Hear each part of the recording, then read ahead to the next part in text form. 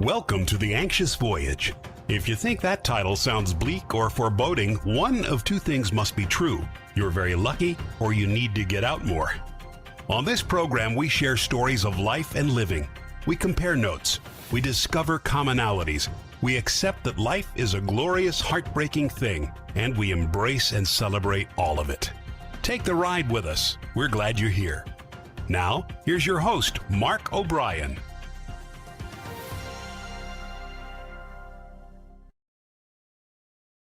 Hola, bonjourne, guten tag, buongiorno. And if you happen to be tuning in from Brooklyn, hey, how you doing? This is indeed our maiden voyage, and we are so happy that you're with us. I'm compelled to tell you the show airs every Monday at 1 a.m. and 1 p.m. Eastern Time, with live call-in shows every first and third Mondays at 1 Eastern. You can watch or listen to the show on the live stream syndicated online. You can find the show on your mobile devices or in your cars by saying, Alexa, please play Dreamvisions 7 radio network. I would actually not have known that Alexa knew me, but whatever. You can get our apps, or you can catch us on podcasting networks that include iHeartRadio, Stitcher, Apple Podcasts, Spotify, Amazon Podcasts, and more. To learn more and to find our full schedule, please go to dreamvisions7radio.com.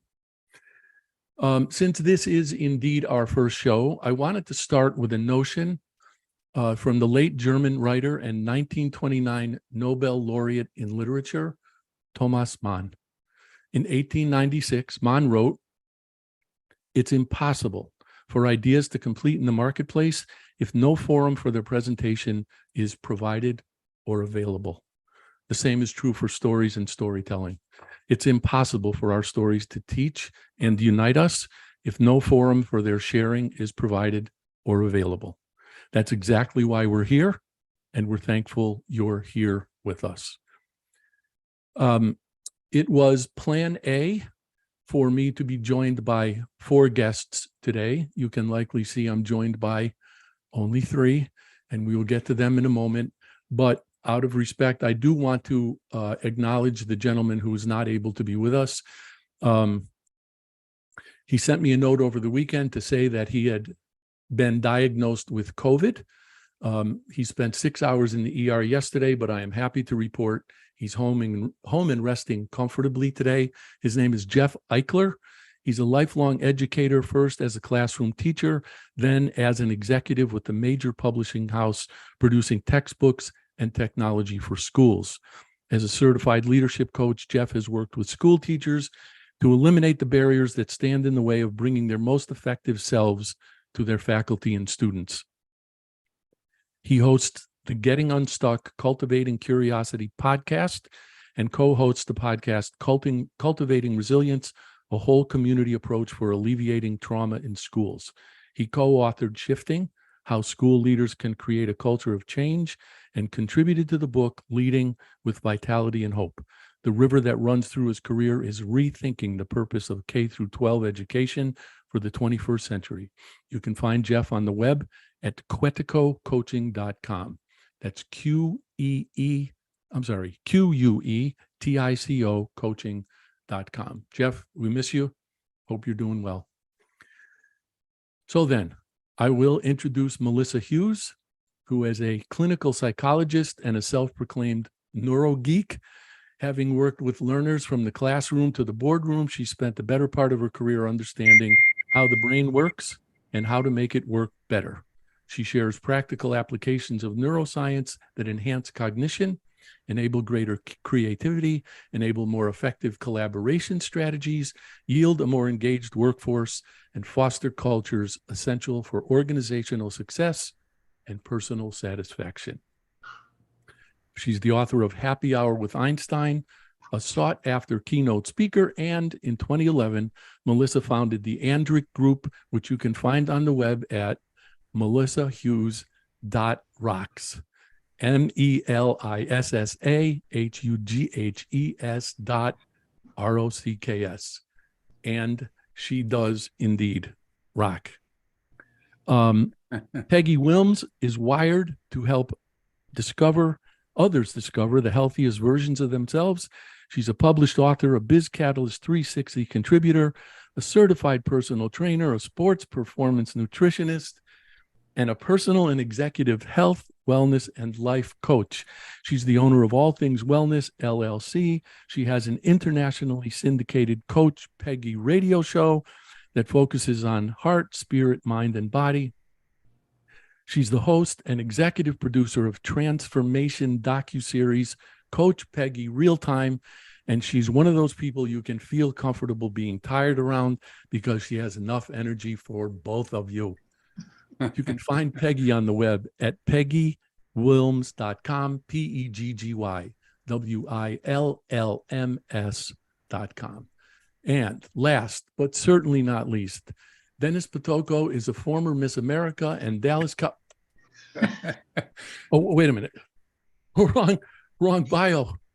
Dennis is no, that's not him. Dennis is the founder and chief reimaginator of 360 Nation, which encompasses a wide range of multimedia enterprises, including the award-winning global media digest Biz Catalyst 360, 360 Nation Studios, capturing, producing, and delivering positive messages via global media events, and GoodWorks 360, a pro bono consulting foundation that provides advisory services to nonprofits worldwide. With his wife and chief inspiration officer, Allie, everything they do is for good versus for profit. For more than 10 years, their mission has been to rediscover, influence, and showcase humanity at its best. You can find Dennis on the web at bizcatalyst.com, BIZCATALYST.com. And there we go. We also have a couple of announcements that we're going to make on the show, but before we get there, Melissa, I would have started with Jeff, but since he's not here, I'm going to start with you today. But first, I don't know if you saw the post that Dennis published for me today, and if you didn't, you're in trouble. But we can take that up later. But in there, I posited a theory that ignorance, by which I mean not knowing, breeds fear, which breeds hate. And I was recalling that in 7th grade, I was sitting in the cafeteria. I don't need to tell you probably that I was sitting with the cool guys. And there was a kid in the school named David Bowen. If there was anything legitimately wrong with the guy, I don't remember it, but he was kind of funny looking. And we used to call him the big lumpy guy. So we were sitting there mercilessly goofing on the guy. And his eyes happened to meet mine.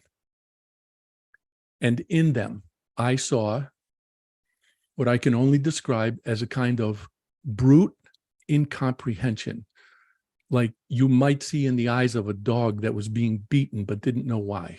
And I also saw a really profound sadness. And I had to run out of the cafeteria so the cool guys wouldn't see me crying. So given the fact that I understand you've taught kids as young as 4th grade, and you now have a PhD in clinical psychology, and you're a neuroscientist, can you explain that? What is that about? Well, let me start with a correction. I am not a clinical psychologist. I am a neuroscience researcher and a behavioral science researcher. So a lot of what I do is understanding how the brain works, but more importantly, how the brain quirks. And I think we have a need for control. And when we don't feel like we're in control, then there is this fear that sets in. And I think part of what you described there is a lack of control. And mostly we feel a lack of control and a great sense of fear when we're uncertain. When, we worry about the things that we don't we worry about things that never happen, right? We worry about the things that are of the unknown. When we think about the stress of uncertainty, when we are uncertain about something, our stress peaks at about 50%. So when it's 50%, it could go either way. That's when we're the most stressed out. And even when it's bad news and it goes on the other side, our stress goes down because at least we know. So that whole fear of the unknown is a powerful force, right? So, I mean, I can't explain your grade school cafeteria experiences in depth, but I can tell you that we are quirky that way. We don't like to be surprised by something negative. And we will avoid something positive so as to avoid something, a negative surprise. Do you think I feared, or do you think my buddies and I feared something that we didn't know about David? Or was it an attempt because we were so insecure we had to feel like, I don't know, we were somehow superior? Well, would you agree that some of that is maturity?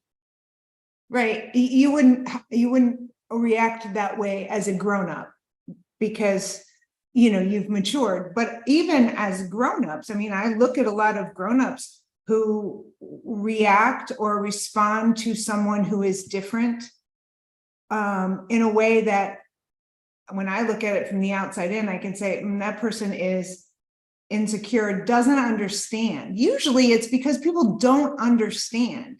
It's a difference that they've never embraced or taken the time to really understand. So I would say it was a lack of understanding that you and your buddies were experiencing. Peggy, you've been sort of nodding knowingly. What is all this making you think? First of all, I can't see anyone or myself, so if I do something crazy, please text me. I try to engage with everyone who speaks, Mark. I think for this scenario that you're bringing up, for me, what resonates first is how well do we know ourselves? Because we're just not taught that when we're really young, to sit in ourselves, our own thoughts and beliefs and behaviors and analyze them and try not to judge them. I think we just hit the ground running. We're 5 years old. There's a bunch of kids around and we're trying to figure out how to balance our emotions and communication. So some of that may be along with, lack of understanding or lack of fear, but sitting in ourselves, what feels right? What's bothering us? How can I approach this? Going back to when we were younger, I think is kind of why I was nodding my head on the understanding piece. Interesting. And I just want to remind everyone who's tuning in that ultimately this conversation is about hate and stopping it. So I don't know if what my buddies and I were doing to David constituted hate. I'm fairly sure that it constituted misunderstanding that probably caused us to fear something, even if it was our own insecurity or something. Hey, Mark. Yes, sir. I can just add, I think that captures bullying, which certainly fits under the hate category. Yeah. Ooh, does that fit under the hate category or under the insecurity category? Yes and yes. Okay. Because at least in my experiences, bullies who get their noses broken don't bully so much after that, whether it's literally or figuratively. Yep. So, maybe it's just a matter of testing the waters. It's about tribes too. It's like very, very early on, we want to join our tribe and have some sort of comfort in, cliques. And I think a lot of that is so quickly reactionary in environments when you're a child that you're kind of looking side to side and going, oh, what are my buddies going to do and how should I behave? I don't even think we think before we act.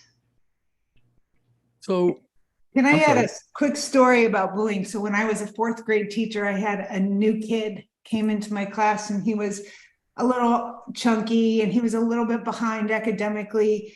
And there was this group of 4 boys and they were led by, I'll just pick a name, John was the leader of this kind of group of the popular kids, as popular as you can be in 4th grade. But they just picked on, and it was all led by John. They picked on this little new kid, Neil, mercilessly, and I wanted so badly to stop that bullying. And I tried so hard. And every time I got on John and his friends, the bullying got worse. And I was a brand new teacher and I was going to save the world one child at a time. And I didn't realize how I was making it worse until Neil's mother came to conferences and said, please stop telling the boys to stop bullying him because it's just making it worse. They are bullying him worse. And what happened, the boys didn't stop bullying Neil until one of the other folks in their tribe said, this isn't cool. Right. Exactly. And you know, I've taken that, I've thought about that story a lot. Like I hadn't thought about that for so long. And I've thought about that a lot in all of these conversations that we've been having about hate and anti-Semitism and just all of it. And it really does take someone from your tribe to say, you know what, that's not okay for it to stop. So, you know, if it's my neighbor and my friend who makes a hateful comment about the other, and I stand up and say, you know what, that is not okay. Then we have a chance of changing that. Right. But if the other people tell her that's not okay, she's not going to listen. Yep. That's just going to make her dig her heels in even more.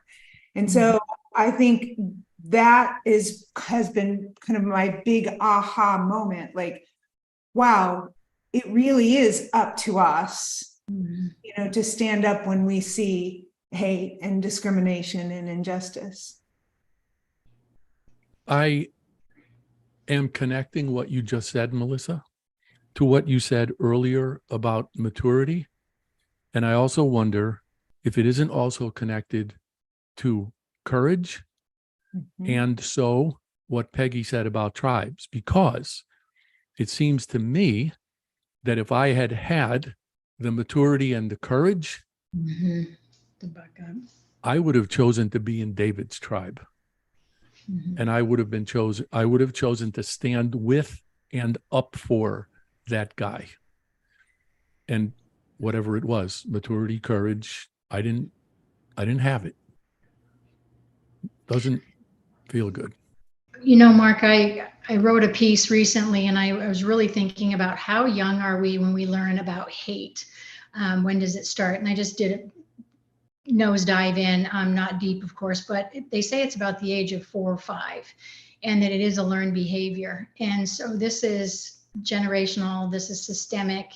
And, you know, if we want to make a big difference, I think we have to get to the younger tribes, you know, get to the kids to say, hey, it's okay to be different. It's okay to stand up. It's okay to rub the grain wrong and feel like, you know, you're stepping out on your own. But I think we have to start really young, younger than we have been. Well, I agree. Dennis, I'm sorry, go ahead. No, I'm just going to reiterate what you said. I've done so much research on hate since we've started talking about this, and I'm going to credit Melissa once again for enlightening me to just one sector of hate, and that was Jewish hate. We can talk about it in a little while, but I wrote something down that kind of tails right off what Peggy was saying, what Melissa's saying. I'm going to read it to you. It's, no one is born hating another person because of their race, creed, color, religion, or anything else. People have to learn to hate. And if they can learn to hate, they can also be taught to love and to understand with compassion, because both come more naturally to the human heart than its opposite. And so it's that nature or nurture. I keep coming full circle to that, Mark, and we have to kind of unlearn what we've learned, and we've got to have more courage, and we've got to speak up, or we have to remain silent when somebody tells that joke that everybody else is laughing at, but you know it's just not right. Yeah, and Peggy, I would just amend what you said or add to what you said about it being generational. There are frustrating and confounding aspects of human nature that just won't go away, which doesn't mean, no, I'm sorry, you know what? I'm going to put that more positively. I was going to say it doesn't mean we shouldn't try. No, it means we should try harder. And I think in teaching kids that it's okay to be different, it's okay to go against the grain, some of the things that we tell them might include not a whole lot of creativity or gain came out of conformity. And it is positive and constructive that you might be different. So let's find a way to work with whatever it is, in whatever way you're different, in whatever it is you think that everybody else might be thinking. Let's find out what's valuable in that and how you can contribute. I actually think this might be the perfect spot to take our first commercial break. And when we come back, I very much want to get into the programs that we have to announce today. So please stick around and we will be back in a few minutes. Everybody has a story. Everyone's story deserves to be told. And the only bad stories are the ones we don't share. That's why Mark O'Brien created The Anxious Voyage. It's Mark's conviction that every story deserves to be shared, and his purpose is to give people in all walks of life from any circumstances a chance to tell their stories. The Anxious Voyage is now on syndicated Dreamvisions 7 radio network every Monday at 1 a.m. and 1 p.m. Eastern Time, with live broadcast every first and third Monday at 1 p.m. Eastern. Please tune in, please join Mark, and please share your stories.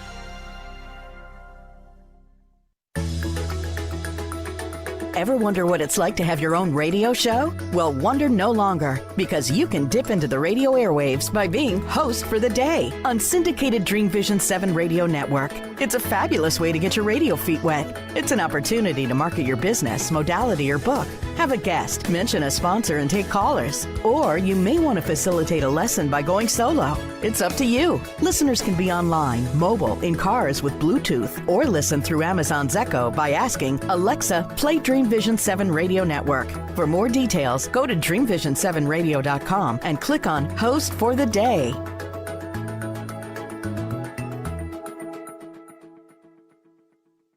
You can't establish your brand's authority without a voice. That's why, since 2004, O'Brien Communications Group, OCG, has been helping companies establish their authority, find their brands, distinct voices, and position their brands effectively and persuasively. So effectively that 9 of OCG's clients have been acquired by other companies. OCG's business model emphasizes efficiency and results, not hourly billing, markups, and media commissions. That ensures OCG's advice is unbiased and its clients aren't at financial risk. If you're ready to find your voice and use it to tell your story, OCG is ready to help. You can find O'Brien Communications Group on the web at o'briencg.com. That's OBRIENCG.com, or call 860-944-9022. Calling all authors. Have you been considering an audiobook? Well, look no further. Come take advantage of Dreamvisions 7 Radio Network's unique in-house audiobook production, which includes benefits and bonuses from our radio station. Let our knowledgeable staff guide you to create the audiobook you've always dreamed of without breaking the bank. Check out our full one-stop service from A to Z, including the ACX process. Schedule a free consultation by calling 508-226-1723. That's 508-226-1723. Or go to dreamvision7radio.com. This is Dreamvision 7 Radio Network, uniting mankind with universal love. Our shows are created from the heart, bringing each listener to a place of divine enlightenment. Breathe, relax, and enjoy. Let life flow.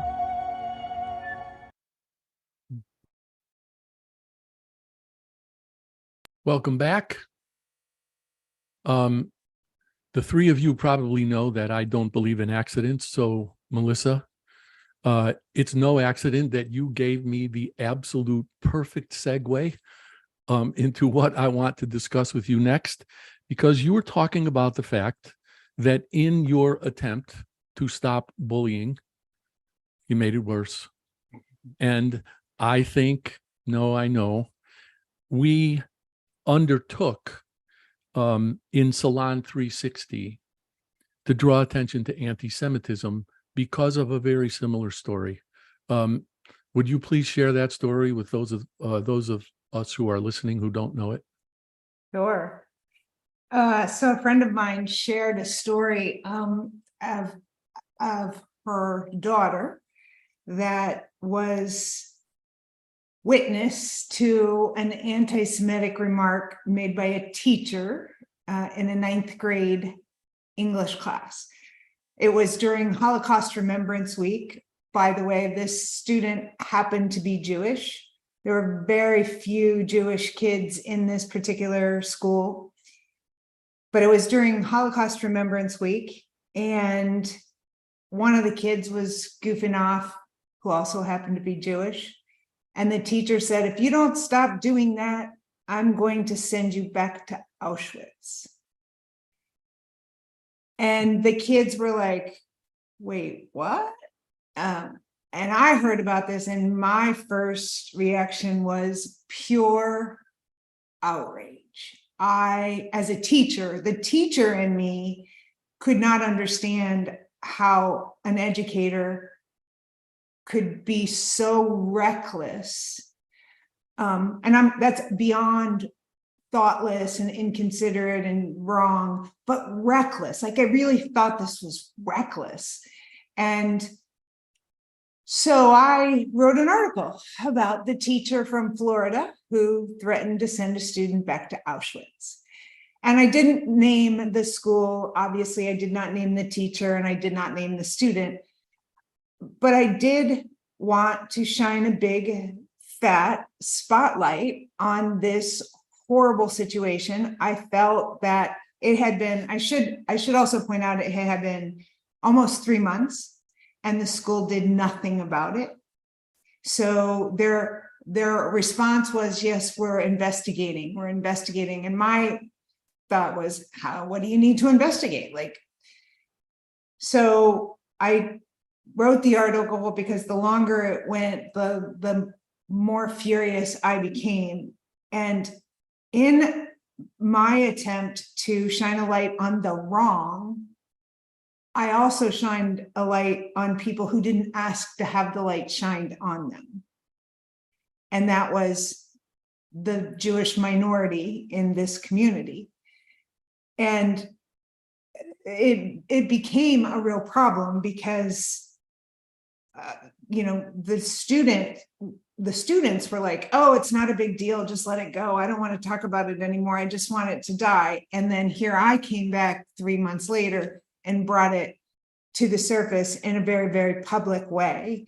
And so, although my intentions were obviously not to put a target on a child's back ever, not any person, but certainly not a child, that's what I did.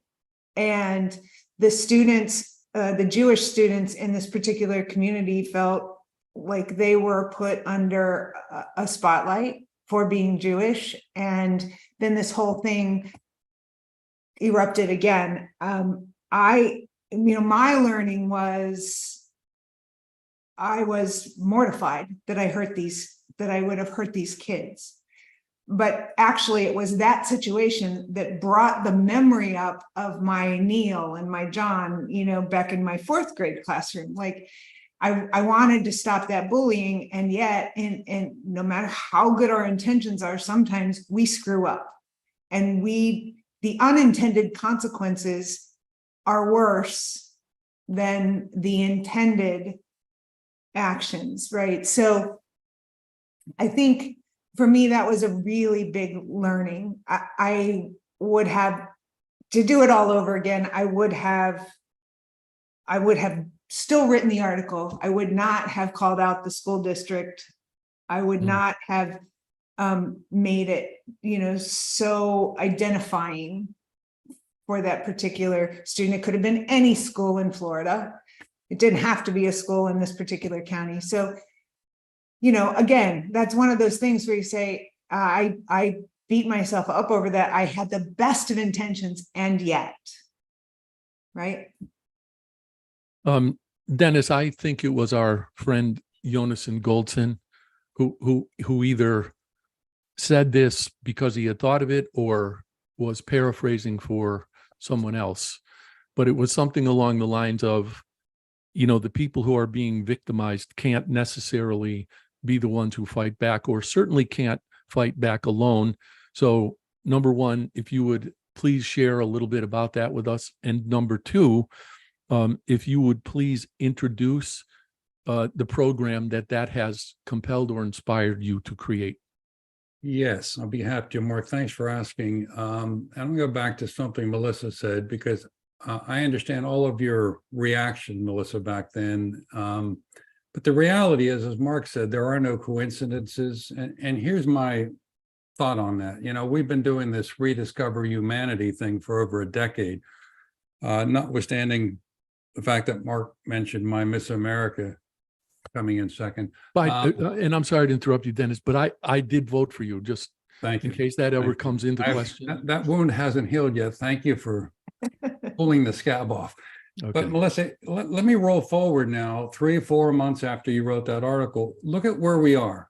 And that kind of gets into Stop Hate and other things we're doing. But I was frustrated after I read your article and after you and I talked, and after we got deeper into the Jewish hate research, if you will, frustrating that I didn't, you know, we get so deep into this rediscovering humanity woods, we don't see all the trees. Well, you woke me up to seeing the trees, and I was frustrated that I didn't know what you were telling me. I was alarmed, the alarming trends when it comes to Jewish hate just by itself. Now, we can talk about all the other forms of hate, but my outrage was, why don't I know that? Why isn't this on the front page of the newspaper? And I don't mean because it's been around a long time, but because the trends are going up just exponentially in the last 3, 4, 5 years, and the hate crimes focused on one population. Anyhow, so you created some positive ripples of change by raising the awareness, which brings us right up to what Mark's talking about. And Mark, I know you didn't mean to mischaracterize this as a program, but I will clarify that this is a shift in mindset. It's not a one-off flash in the pan. It's not a program. It's a way to look at hate a little differently. And coming out of the Jewish hate we talk so much about, it's to broaden it and capture all those other forms of hate. Now, I'm going to run down a list here for just a minute, because there's a couple things on this list that I wouldn't have said, well, does that belong under hate? Almost like I mentioned bullying a little earlier, Mark. You know, we all know about race. We know about speech. What about ageism? That is a form of hate. What about disability? That's a form of hate. And we can talk about all the abuses, you know, the religion, the gender, and so that just keeps getting bigger. So we said that rather than, as much as we are going to support Stop Jewish Hate, we don't want to do that at the exclusion of all the other forms out there. So it's time to shout about it. It's time to do more. And if anything, I can't imagine what could fit so perfectly under Rediscovering Humanity, because we got to go back to that. So we launched, with a lot of help, Stop Hate 360. And the idea, once again, is two things: not just to shout it from the rooftops, which is, given the size of our social media presence, we have the ability to do. But I don't want to be the guy that's shouting there's a fire and I'm not giving somebody a fire extinguisher. So we're saying, wait, yeah, we can educate people, but we want to shift the mindset. And we don't want to just talk about the negative out there. It's easy to do that. There is so much darkness. We could be talking about it for I don't know how many radio shows, Mark. So let's not just talk in the dark. Let's be the beacon, which is our subtitle, if you will, to Stop Hate 360. And what does that mean? It goes back to that old quote. You know, there's two ways of spreading the light. You can either be the candle or you can be the mirror that reflects it. So we want to be the mirror, which means we want to give people, through writing, through discussions like this, through other forms, the ability not to just be enlightened like I was, and on a broader basis of hate, but to be the beacon, which means something you folks had already mentioned, speak up. Some wise man told me months ago by the name of Mark O'Brien is, whenever you're writing something, less is more. And whenever you're making a list of things, less is more. So we came up with just 5 things. One of them is to act. If you witness an attack of some sort, or intolerance or acceptance, counteract that with some goodness. Disarm the person, because they're not expecting you to be nice. Think about the victims. They're the ones that are being hurt. Give them a hug, talk to them, sit down with them. Let's talk together about it. Let's recognize that something happened. I mentioned speak up, and this will be Melissa's alley on teach acceptance. Peggy mentioned the alarming stat that by 4, you're pretty much set in your ways. Well, we've got to unteach that. And then, this is probably should be at the top of the list. It's a dig deeper inside ourselves. What about our biases? What about our reactions? Just across the board, and do a little bit of soul searching. And underneath all of this is just having the courage to do something about it. Our courage comes from the fact that we're surrounded by so many good people. We know that if we ask them to step up and speak up and support and teach and dig deeper, they'll do that. And that's how they become the beacon. Peggy, we have a couple of minutes left before we have to take another commercial break, but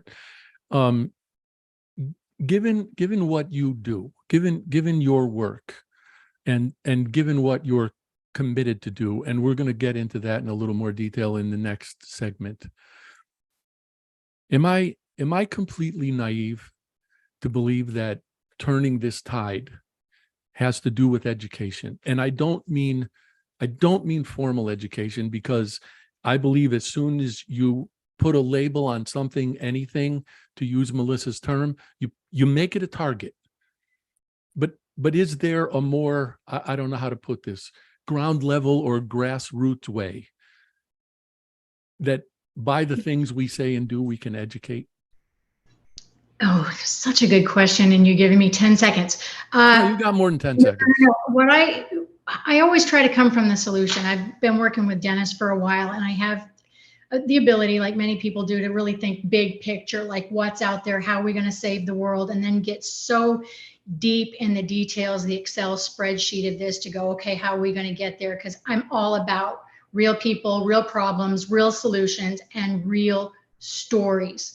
And I still believe from the bottom of my heart that telling stories about ourselves, about others, is how people are going to connect and how we are going to find solutions. We have to not only find one solution, but 80 million, because what one solution works over here and this under this bridge downtown might not work in a kindergarten class. So we have to try these solutions, and we have to figure out what works and doesn't work. And it sounds silly, but it starts with love languages. And I don't laugh me off the map here, but it's love languages. It's Gary Chapman's work. There's 5 love languages. There's words of affirmation, quality time, acts of service, touch, and gifts. And if you figure out how you are filled up with your love language, that lifts you up, gives you purpose, gives you passion, then you can love people their way. And figuring out that means some of the solutions are words. Some of them is acts of service with volunteering. Some of it might be touch by rocking a NICU baby at the hospital. But we have to figure out how we love, because love is the only thing that's going to cure hate. Period, is finding some sort of common ground and coming from our heart center to find these solutions. There's nothing else that's going to sustain the test of time. And we are going to go to a commercial break now, and I don't mean to put you on the spot, but given what you just said about storytelling, would you be willing to come on my program at some point? Am I not? Okay, sure. Gotcha. Thank you. And we will take that break, and we will be right back.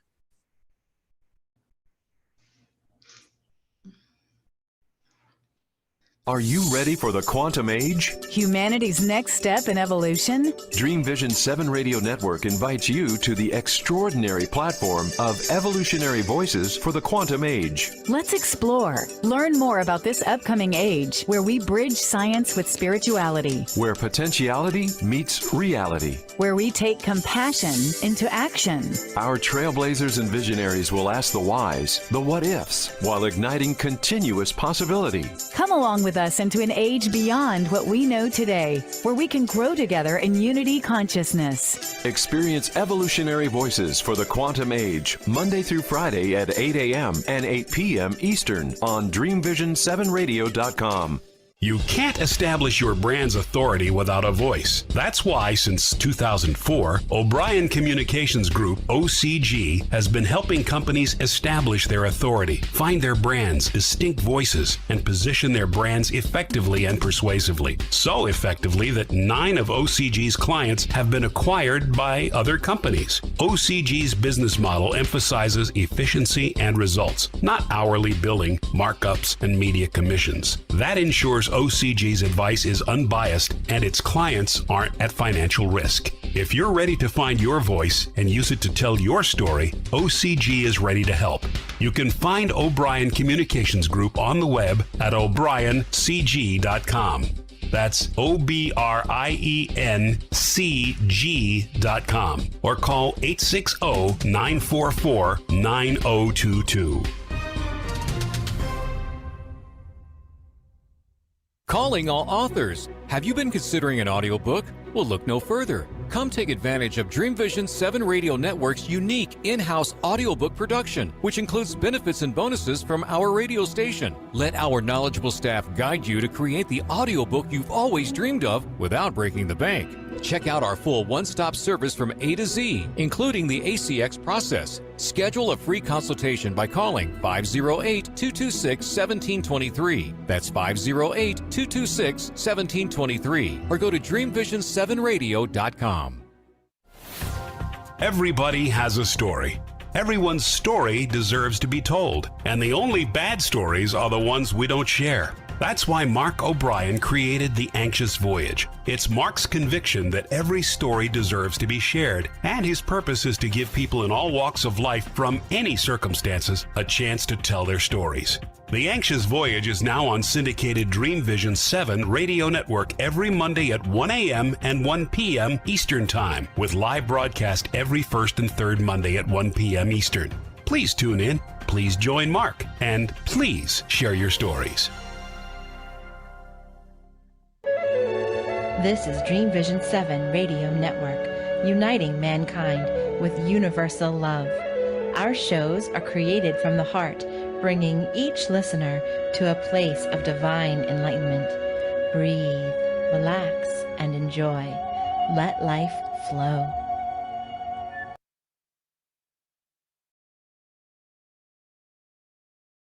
Welcome back. It happened again. And what I mean is, Peggy, you gave me the perfect segue. And you will not tell me it's an accident. I was thinking about what you said about big pictures and your desire to see big pictures, which I happen to share, by the way. And within those big pictures, you start to connect dots. So I'm not going to make the mistake again of calling this a project, but could you please at least introduce what you and Dennis have agreed to begin working on, and we'll see where it goes from there. Whew. Dennis, I can't see any of you guys, so you're going to have to give me a chat thumbs up or down if I'm screwing up here. Wow. Okay, Mark, this is the first time we're going public for this project, so I just got really excited. For those of you who don't know what Dennis does, he did a first time without knowing where it would go, encounter very different type of program, event-ish, in March of this year here in Tampa, Florida. And it wasn't designed to have the typical breakout rooms and things like that. And I attended that, and it was very different. When I left there, the last year and a half, I've become the storyteller. I could write compilation books for the rest of my life. And just like you said, Mark, it's all based on stories. Melissa started this show with a story. Dennis then went to a story. And now, you've got a radio show about stories. So we listen to them, we connect to them, and then we might learn something from them. So when I left Dennis and I was overwhelmed with homelessness and unsheltered and that population that I frankly don't know much about. And I was downtown walking around Tampa and I was like, whoa, I forgot how this can be. And I'm not here to downgrade any city, but the town that I'm in is really taking a stance for homelessness and you just don't see it. So it was just like, oh my gosh. So I got on the highway to head here, and Dennis is always about for good, giving back. What's left over, give it back. And so I had that in my head and I thought, we got to do this. And so as soon as I got back, I thought about it for a few days and I reached out to Dennis, who frankly, I had to put the reins on a little bit because I think he got excited. I'm like, dude, we got to build a framework here. But it has really taken on a life of its own. And, when you try to do something extremely different that you haven't seen done before, and it is uncomfortable and you are fearful, there is a risk. And there's also a really cool risk that it can be so exciting and it's going so fast, you don't know where it's headed. So we have a program, I'm just being sarcastic. We have a book series, project, whatever we want to call it. We are going to change and save the world. Okay, that's pretty big, but we're going to tell stories and we're going to hit it. We're going to have the people who have the voices tell the stories.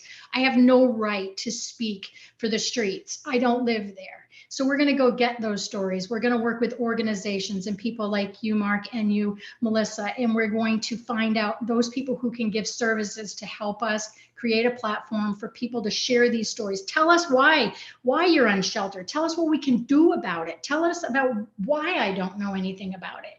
And it's so exciting.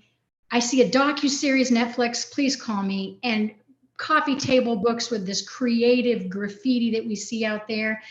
Oh, I'm taking a drink of coffee. Hit it, Dennis. Take over. Well, let me just add, Peggy, so I don't want to skip over the word. You and I had quite a discussion about what to call this thing that it's not a program, it's not a project, it is a mindset, and it goes back to hate, really, the same concept of hate, raising awareness that something's been around a long time. Now, I hesitated to use the word homeless because the moment you say that to somebody, what do you think? Everybody's got these preconceived notions. They're grubby, they're lazy, they don't want to work, they're mentally ill, they're drugs, they're alcoholics. So we moved to the more, I hate to call it the positive side, but a less inflammatory word, and that is unsheltered. And as I've done research, it actually is defined. It means that someone's primary nighttime residence is a place that's not suitable for human habitation, like a sidewalk, sleeping in a car, an abandoned building. That goes well beyond just being homeless. And that's where it started. And then you dig deep on that research. What amazed me, and I'll just share this one piece here, as you start looking into these issues, is, we're allegedly a superpower and one of the wealthiest countries in the world. I'm going to back up by saying this thing we're doing is not about the USA. This is global homelessness or global unsheltered. Just like hate, we want to cover everything. But as I was doing some research on this recently, again, we're a superpower, one of the wealthiest countries in the world. I looked at the top 10 countries on homelessness in the world. I would have expected us not to be there. We're number 4. Number 1 is Italy. Number 2 is Spain. Number 3 is France. Number 4 is the USA. How does that happen? I mean, you can talk about government programs and the lack of housing and all the reasons people are in that case. But I think the important thing that Peggy and I are trying to get across is, look, the vast majority of people that are homeless, regardless of what country, it's not a choice. They're veterans. They've got mental health issues. They're abuse victims. There were natural disasters. Maybe they can't afford housing. So you got to unlearn some of that stuff at the same time that we're going forward this. And I think one more thing Peggy mentioned that's so important. The title of this series is Voices from the Street, unsheltered, but it's voices from the street. We want people, some of whom we know, that have been on the street. They can tell us things we don't know. I've been there, I've done it. Not me personally, but saying that's their perspective. I've talked to homeless people personally, and I've learned about the culture. I've learned how they care for each other, things that we all need to know. And of course, part of this is what can you do? And we can talk about that down the road. I hope we're down the road, because Peggy, you were talking about stories, and this is called Voices from the Street. So given the fact that you are, among the million things I listed in your bio at the beginning, a publisher, aside from generally what can people do, can you give folks some indication of the kinds of stories that you're looking for and how they might be able to contribute to the stories you collect and publish? Okay, first, I'm not a publisher, I'm a published author, but all right, hold on. Let me make a note of that. Project is out, publisher is out. All the P words. Okay, yeah, all right. Right. So about a year and a half ago, I started writing compilation books. And so I'm on the third one right now. And I've edited some for the publisher of this book is going to be Teresa Velarde at Authentic Endeavors. So I freelance for her as well. The reason that I love compilation books or anthologies, and hopefully you can go to, can I give them the address, so the email address or the website of where they can go to learn more? Absolutely. Please do. Okay. At allthingswellness.com/authors, or just look at the menu. There's a tab called authors. And underneath that, you will see Unsheltered. In that particular landing page, you're going to learn more about our mission and our vision and what our intention is with collecting and gathering these stories, how you can help, how you might give us some information that we haven't thought of. And to me, pulling these chicken soup of the soul type stories together, which is not a new concept, it's been around for decades, but pulling those together reaches the masses way faster than if I sit here and write a book about how did Peggy get here. And great, that could maybe help a few people. But these stories, when you put together 30 stories and then you put together media partners, you're spreading that spider web so quickly in hopes of connection. Let's pretend it's suicide and somebody wants to hurt themselves, which actually I was contacted with one of my books. Somebody had read the story and it stopped them in their tracks. That brings tears to my eyes. And that's bringing stories together that people are just telling true, authentic, 1,500 word, 2,000 word stories that they think is not going to change the world, that can be super scary and cathartic to write. But by bringing those together and pushing those out into the world, we can talk about Melissa's meal.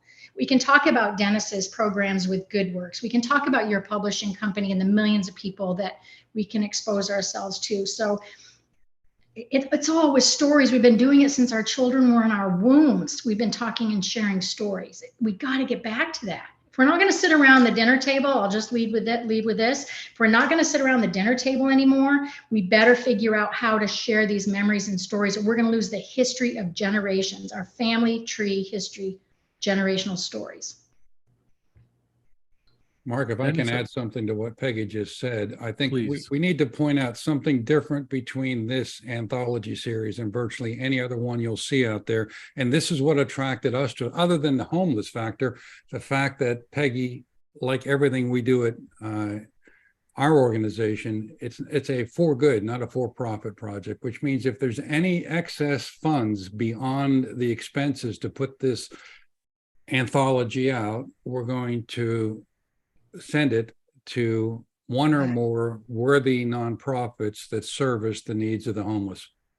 And again, this is global. That was one of my, Dennis and our conversations is we do touch people, in multiple states and countries, and homelessness in Portugal is not the same as in China, is the same as in Tampa, Florida. And we want to hear those stories. COVID is the only dang thing in the history of mankind, I swear, that brought us together, as horrible as it was. We were all on the same exact page with the same issues, trying to find the same, find some solutions. So homelessness is another subject. Unsheltered is another subject that hits all of us. We just don't know how systemic it is. Mark, can I add one thing that kind of brings us full circle to something Peggy said early on? If it's all right with Peggy and Dennis, it's all right with me. Peggy said we have to teach our kids earlier, like the kids learn, young people learn hate. They're not born with it. It's not innate in them. It's what they learn. And we can teach them about what we care about. Like, pick this book up, share the stories with your kids, talk about it.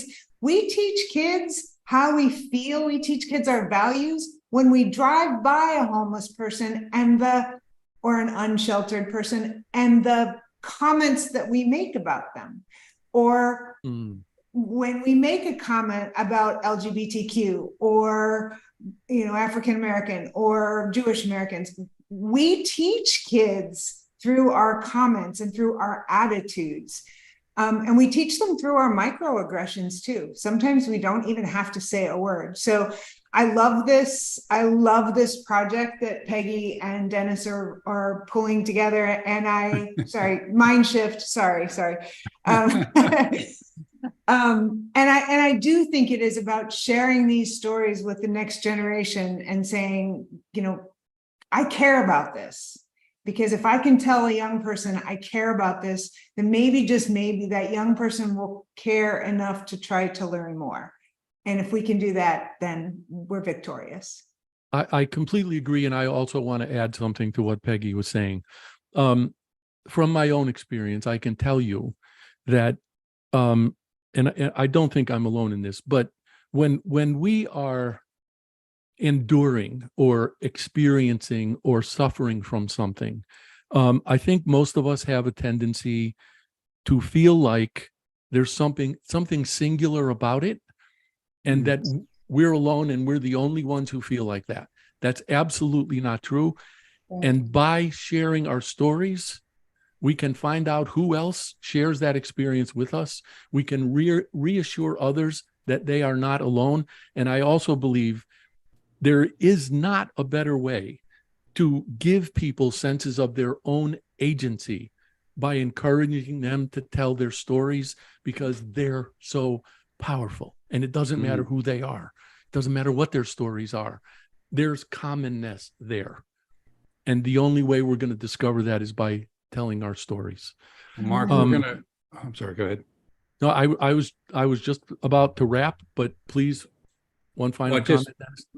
Brace yourself. We're going bigger on this than we've done on anything in our 10-year history. We released a Tampa Bay area press release this morning. Tomorrow we're releasing a global press release, because it's global, and it's going to be blasted across all the social media channels. So if you'd like to help, watch for it. Yeah. Okay, thank you. I sincerely and quite humbly thank all three of you for being here with me today. I am so glad and so grateful that we were able to do this. I want to tell anybody who's tuning in, if you have any questions or comments that you would like to share, please send me an email. And you can do that at Mark, M-A-R-K, @ObrienCG.com, OBRIENCG.com. This show airs every 12 hours, 1 a.m. and 1 p.m. on this network. And we will be live again at 1 p.m. on the 21st. And I'll give you a sneak preview. My guest will be the effervescent Lonnie Ray, and I can't wait. So thank you all. See you next time. Thanks, Mark. Thank you.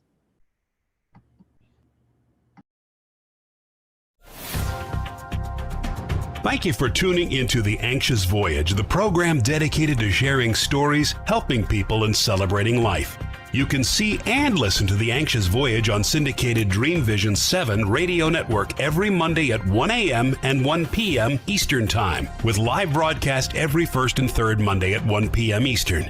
If you have a story to tell, or if you know someone who does, please email the host, Mark O'Brien, at mark@obriencg.com. In the meantime, please remember, the only bad stories are the ones we don't share.